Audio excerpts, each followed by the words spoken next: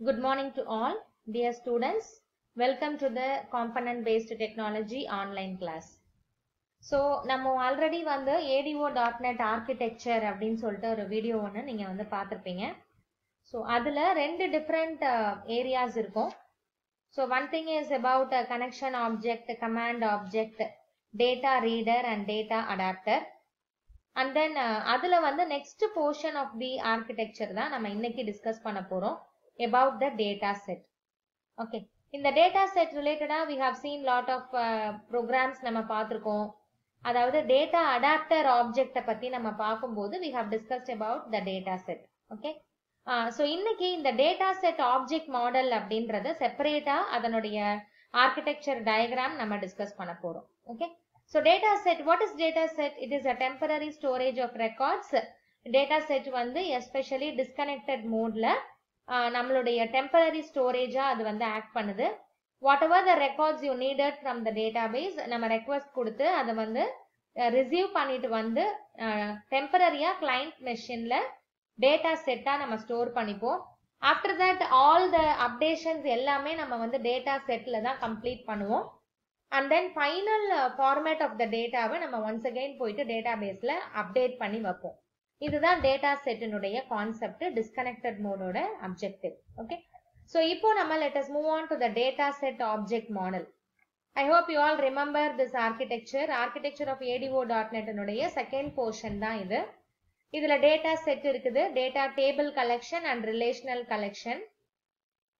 இந்த data table குள்ளார rows and columns இருக்கும் and also constraints இருக்கும். constraints அப்படின்னா rules ன்னு சொல்லிட்டு நேம். இந்த டேபிளுடைய டிஃப்ரெண்ட் செட் ஆஃப் ரூல்ஸ் வந்து நம்மளுக்கு இதுல டிஃபைன் ஆயிருக்கும். ரூல்ஸ் அப்படின்னா என்னன்னு கேட்டாக்கா எந்தெந்த காலம்லாம் நல்லா இருக்கலாம், ஆர்எல்ஸ் எந்தெந்த காலம் வந்து கண்டிப்பா அதுல வேல்யூஸ் கொடுக்கணும், எது வந்து யூனிக்கா இருக்கணும், இந்த மாதிரி சில நார்ம்ஸ் நம்ம ஃபிக்ஸ் பண்றதுக்காக தான் we are having the constraints. Okay, so the data set contains a data table collection and the data relation collection. so இது வந்து டேட்டாபேஸ்ல நம்ம இந்த ரெண்டுமே கம்பல்சரியா இருக்கணும். so இந்த data set வந்து always இந்த data set நம்ம யூஸ் பண்ணணும் அப்படின்னா we have to use the data adapter. இதுக்கான ப்ரோக்ராம் நம்ம ஏற்கனவே பார்த்திருக்கோம். okay, and also as I mentioned you earlier, data set அப்படின்றது disconnected modeல நம்மளுடைய மெயின் டேட்டாபேஸ்ல இருந்து retrieve பண்ணிட்டு வரக்கூடிய அந்த ஒரு வேல்யூஸை ஸ்டோர் பண்றதுக்கான ஒரு டெம்பரரி ஸ்டோரேஜ். அதாவது நமக்கு டேட்டா சோர்ஸ் இருக்கணும்ன்ற நெசசிட்டி கிடையாது. It can work with the data without the knowledge of data source. Main databaseல வந்து நம்ம connectivity இல்லாமலேவே நம்மளால இந்த data set யூஸ் பண்ணி நம்மளுடைய மெஷின்ல you can access. Okay, so this is the diagrammatic representation of data set object model. நம்மளுடைய data sourceல இருந்து அந்த temporary storage எடுத்துட்டு வரும்போது not only table but also all the relations, primary key, foreign key அந்த மாதிரி different relational collections-உம் நம்மளால அதுல இருந்து gather பண்ணிட்டு வர முடியும். gather பண்ணிட்டு வர்றத temporary storage-ல store பண்ண முடியும். Okay, so the data set can contain the copy of the data we requested. அதாவது at a time-ல data set-ல வந்து one or more table வந்து நமக்கு இருக்கலாம். similarly data relation இருக்கிறதால அந்த different tables-க்கு நடுவுல வந்து நம்மளால relationship-ஐயும் establish பண்ண முடியும். We can set up the relations between the table and the data set. Okay, for example, let us consider two tables. ஒன்னு வந்து register number, branch, name and then marks அந்த மாதிரி ஒரு student details வச்சுக்கோங்க. இன்னொன்னுல வந்து பாத்தீங்கன்னாக்கா அவங்க வந்து எந்த மென்டாரை சேர்ந்தவங்க அப்படின்னு சொல்லிட்டு நம்ம ஒரு டேபிள் போடுறோம்னு வச்சுக்கோங்க. register number and then mentor name, இந்த மாதிரி நம்ம ரெண்டு டேபிள் இருக்கு. so இதுல வந்து you can give the data relation. என்னன்னு கேட்டீங்கன்னா மெயின் ஸ்டூடெண்ட் டேபிள்ல இருக்கிற ரெஜிஸ்டர் நம்பர் மட்டும்தான் அந்த மென்டார் டேபிள்ல இருக்கணும். ஓகே, இதுல இல்லாத ஸ்டூடெண்ட்ஸினுடைய ரெஜிஸ்டர் நம்பர் நம்ம அதுல ஸ்டோர் பண்ணக்கூடாது. This is one type of relation. ஓகேவா? அப்போ வந்து நம்ம என்ன பண்ணுவோம்னா ஃபாரின் கீன்னு சொல்லிட்டு நம்ம செட் பண்ணுவோம். ஹோப் இதெல்லாம் நீங்க டேட்டாபேஸ்ல படிச்சிருப்பீங்க. ஃபாரின் கீ அப்படின்னு நம்ம செட் பண்ணும்போது ஃபர்ஸ்ட் டேபிள் மாஸ்டர் டேபிள்ல இல்லாத ஒரு ரெஜிஸ்டர் நம்பரை போயிட்டு நம்ம மென்டார் டேபிள்ல ஸ்டோர் பண்றதுக்கு ட்ரை பண்ணோம்னு சொன்னாக்கா it will give some error.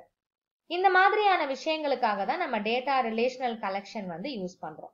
Okay, so now let us see the எப்படி வந்து நம்மளுக்கு அந்த டேட்டா செட்டில் கண்டென்ட்ஸ் வருதுன்றதை பார்க்கலாம். ஃபர்ஸ்ட் எடுத்தோன்னா டேட்டா சோர்ஸ் இருக்கு, மெயின் டேட்டா பேஸ். அது கூட நம்ம கனெக்ஷன் ஆப்ஜெக்ட் யூஸ் பண்ணி கனெக்ஷன் எஸ்டாப்ளிஷ் பண்றோம். And then command object use பண்ணி queries வந்து கொடுத்து நமக்கு என்ன டேபிள் தேவையோ அதை நம்ம எடுத்துக்கிறோம். And then using data adapter fill method use பண்ணி டேட்டா செட்டில் டேட்டா சோர்ஸ்ல இருக்கிற டேபிளுடைய கண்டென்ட்டை நம்ம டேட்டா செட்ல கொண்டு வந்து ஸ்டோர் பண்றோம். Okay, by using the fill method of the data adapter, data can be transferred to the data set. So data வந்து நம்மளுக்கு எப்படி டிரான்ஸ்ஃபர் ஆகுது அப்படின்னா through the concept of XML file. அதாவது டைரக்டா ஒரு டேபிளாவே நம்மளால வந்து டிரான்ஸ்ஃபர் பண்ண முடியாது. அதுக்கு பதிலா பிரவுசர்ல வரும்பொழுது ஃபார் சேஃப்டி பர்பஸ்க்காக அது ஒரு XML ஃபைலா கன்வெர்ட் பண்ணி XML ஃபைலை வந்து நம்ம ஈஸியா மெமரியில லோட் பண்ணிடலாம். அதை தான் நம்ம டேட்டா செட்டா யூஸ் பண்றோம். So next unit we will be discussing about the XML file. அப்போ வந்து உங்களுக்கு புரியும் எப்படி வந்து ஒரு டேட்டா செட்டு, அதாவது ஒரு டேபிளை வந்து நமக்கு XML-ஆ கன்வெர்ட் ஆகுதுன்றது உங்களால அண்டர்ஸ்டாண்ட் பண்ணிக்க முடியும். Okay, now let us see the three important objects in the data set. அதாவது what are the objects அப்படின்னா data row collection, table collectionல data row collection, data table rows, data table collection. So first of all data table. ஒரு database இருக்கு அப்படின்னா அதுல வந்து கம்பல்சரியா at least ஒரு டேபிளாவது இருக்கணும். Okay, data table object must contain at least one table. டேட்டாபேஸ்க்குள்ளார ஒரு டேட்டா டேபிள் ஆப்ஜெக்ட் இருக்கணும். டேட்டா டேபிள் ஆப்ஜெக்டுக்குள்ளார அட்லீஸ்ட் ஒன் டேபிளாவது இருக்கணும். ஓகேவா? ஸோ ஒரு டேபிள் அப்படின்றத நம்ம என்னன்னு சொல்லுவோம்? It is the collection of rows and columns. So are treated as data column collection and the set of rows are treated as data row collection. Set of columns இந்த டேபிள வந்து data column collection சொல்றோம். Set of rose இந்த டேபிள வந்து data row collection அப்படின்னு நம்ம சொல்றோம். So ஒரு normal table within the data base தான் we are calling it as a data table object. Okay, இதுல மெத்தட்ஸ் பாருங்க. Two different methods are there. New row வந்து ஒரு நியூ ரெக்கார்டை இன்சர்ட் பண்றதுக்கு இந்த நியூ ரோ மெத்தட் இருக்குது. அக்செப்ட் சேஞ்சஸ் அப்படின்னா ஒரு நியூ ரெக்கார்டை நம்ம ஆட் பண்ணதுக்கு பிறகு அக்செப்ட் சேஞ்சஸ் கொடுத்தாதான் நம்ம அடிஷன் ஆஃப் நியூ ரெக்கார்ட் வந்து கன்ஃபார்ம் ஆகும். Confirmation of the addition of new record. So இந்த டேட்டா டேபிள் ஆப்ஜெக்ட்ல we have two methods, new row and accept changes. So first நீங்க நியூ ரோ கொடுக்குறீங்க, அதுக்கப்புறம் எல்லா டேட்டாவையும் கொடுத்துட்டு அக்செப்ட் சேஞ்சஸ் மெத்தடை கால் பண்ணாதான் அந்த கன்சர்ன் ரோ வந்து நமக்கு கன்ஃபர்ம்டா இன்சர்ட் ஆகும். ஓகே, அந்த நெக்ஸ்ட் ஒன் பாருங்க, டேட்டா ரோ. டேட்டா ரோஸ் அப்படின்றது ரோ அப்படின்னாலே ரெக்கார்ட்ஸ் தான். All the records of your data table are available in this object. So நம்ம நார்மலா ரெக்கார்ட்ஸ் என்ன பண்ணுவோம்? either you will add the records or you will delete the records. So அதுக்கு base பண்ணி நமக்கு ரெண்டு மெத்தட்ஸ் இருக்கு. add வந்து used to add a new row in the data row collection. remove வந்து used to delete a row from the data row collection. This is very simple. Okay, and the next one பாருங்க, data table collection. data table objects அப்படின்னா எல்லாமே கலந்தது. Data டேபிள்ல data row collection இருக்கும், data column collection இருக்கும், and then you will also have constraint collection. சில rules நான் உங்களுக்கு ஆல்ரெடி சொன்ன மாதிரி எந்தெந்த காலம்ல எந்தெந்த ஃபீல்டு வந்து உங்களுக்கு நல்லா இருக்கலாம், எதுல வந்து கண்டிப்பா நம்ம வேல்யூ கொடுத்துதான் ஆகணும். இப்ப வந்து ஒரு ஸ்டூடெண்ட்னுடைய அட்ரஸ் கூட நம்ம வந்து ஆப்ஷனல் கொடுக்கலாம், but register number and name is compulsory. இதெல்லாம் வந்து நமக்கு கன்ஸ்ட்ரெயின்ட்ல வரும்.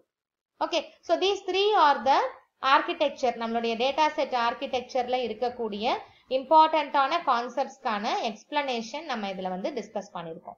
Okay, so first one is the data table object, அதனுடைய ரெண்டு methods, and then data row object, அதனுடைய ரெண்டு methods, and finally the data table collection. Okay, so இப்போ இந்த data set program I have explained you already. Instead இருந்தாலும் இன்னொரு தடவை நான் உங்களுக்கு இதை எக்ஸ்பிளைன் பண்றேன். This is the same program what we have explained in the data adapter concept. இருந்தாலும் இப்ப நம்ம ஸ்பெஷலா டேட்டா செட்டினுடைய ஆர்கிடெக்சர் பார்த்திருக்கோம், அதுக்கான ப்ரோக்ராம் தான் இது. Okay, so dim conn as SQL connection, dim comm as SQL command, rd as SQL data adapter and ds as data set.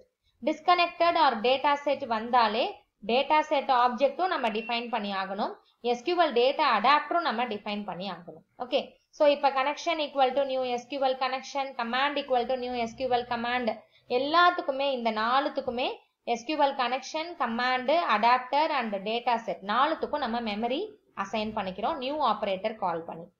அதுக்கப்புறம் connection string கொடுக்குறோம். டேட்டா சோர்ஸ் எது, அதனுடைய டேபிள் நேம் என்ன, user ID என்ன, password என்ன எல்லாம் connection ஸ்ட்ரிங்ல கொடுத்துட்டு அந்த டீடைல்ஸ் எல்லாம் ஓகே ஆச்சுன்னா கனெக்ஷன் இங்க ஓபன் ஆகும். அண்ட் தென் கமாண்ட் ஆப்ஜெக்ட்டுக்கு நம்ம இந்த டீடைல்ஸ் எல்லாமே கொடுக்கணும். What is the data source, what is the table name, user ID என்ன. அதுக்காக நம்ம என்ன பண்றோம், தனியா இதுக்கு இந்த மாதிரி டீடைல்ஸ் கொடுக்காம ஈக்குவல் டு கனெக்ஷன் CONN அப்படின்னு நம்ம கொடுத்துறோம். இந்த மாதிரி நம்ம அசைன் பண்ணும்போது ஆட்டோமேட்டிக்கா கனெக்ஷன் ஆப்ஜெக்ட்ல இருக்கக்கூடிய எல்லா ப்ராப்பர்ட்டிஸும் கனெக்ஷன் ஸ்ட்ரிங் ப்ராப்பர்ட்டி வழியா எல்லா டேட்டாவும் நம்மளுடைய கமாண்ட் ஆப்ஜெக்ட்டுக்கு டிரான்ஸ்ஃபர் ஆயிடுது. Okay. And then comm.commandText is equal to query கொடுத்துறோம். select star from STUD table. அடுத்தது comes the data adapter object ADA.